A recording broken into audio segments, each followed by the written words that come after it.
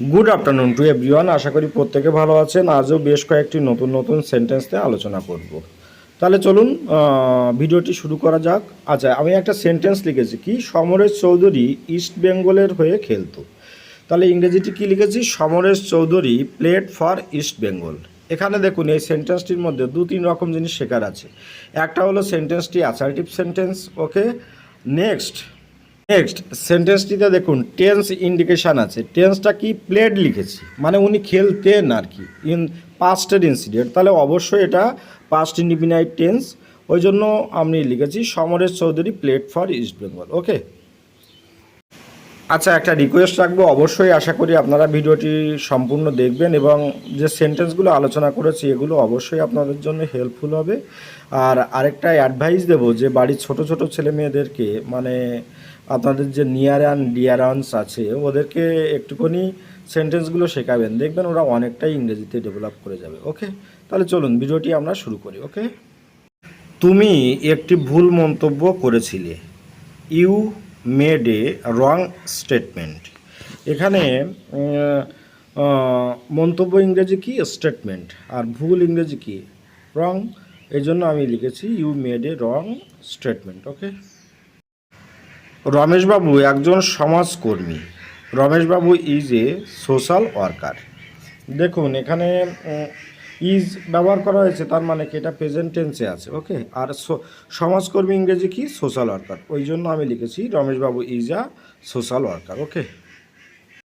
Mister Sengupta একটি ফ্ল্যাটে থাকে, mister Sengupta lives in a flat. হ্যাঁ, অবশ্যই সেন্টেন্সটি প্রেজেন্ট টেন্স এবং এটা অ্যাসার্টিভ সেন্টেন্স আছে, ওকে। আর দেখুন mister Sengupta third person singular number, ওই জন্য আমি লিভ মূল ভার্বের সঙ্গে এস যোগ করেছি, ওকে।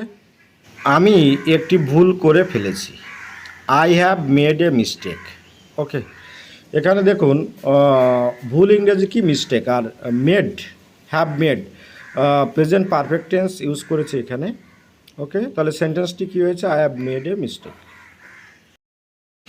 সে কি চা খাবে, এখানে দেখুন সেন্টেন্সটিতে কোশ্চেন মার্ক আছে, ওকে। অবশ্যই কোশ্চেন করা হচ্ছে যে সে চা খেতে চায় কি না। ইংরেজিটি কী হয়েছে, ডাজ হি টেক টি। সে হেরে গিয়েছিল, হি ওয়াজ ডিফিটেড। দেখুন সেন্টেন্সটি অবশ্যই অ্যাসার্টিভ সেন্টেন্স এবং এর সঙ্গে আরেকটা কি আছে যে ওয়াজ ইউজ করেছি, তার মানে কি এটা প্রেজেন্ট ইনডিফিনাইট টেন্স, ওকে। তারা ভগবানের কাছে প্রার্থনা জানালো, দে প্রেড টু গড। প্রেড ভার্বের পাস্ট ফর্ম এখানে ইউজ করা হয়েছে। অবশ্যই সেন্টেন্সটি অ্যাসার্টিভ সেন্টেন্স, আর যেহেতু পাস্ট প্রার্থনা জানিয়েছিল এই জন্য প্রেড লিখেছি, ওকে। বৃষ্টি থেমে গেছে, দ্য রেইন স্টপড, ওকে। এখানে দেখুন স্টপ মানে হচ্ছে কি, থেমে যাওয়া, আর হচ্ছে বৃষ্টি হচ্ছিল, আগে থেকে হচ্ছিল, সেটা থেমে গেছে। এই জন্য এটা যেহেতু প্রেজেন্ট পাস্ট ইনডিফিনাইট টেন্স, ওই জন্য আমি লিখেছি দ্য রেইন স্টপড।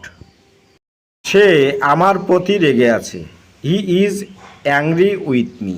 রাগ করা ইংরেজি কি, অ্যাংরি, আর আমার প্রতি উইথ মি লিখেছি, ওকে। আর অবশ্যই সেন্টেন্সটি প্রেজেন্ট টেন্স এবং সেন্টেন্সটি হলো অ্যাসার্টিভ সেন্টেন্স, ওকে।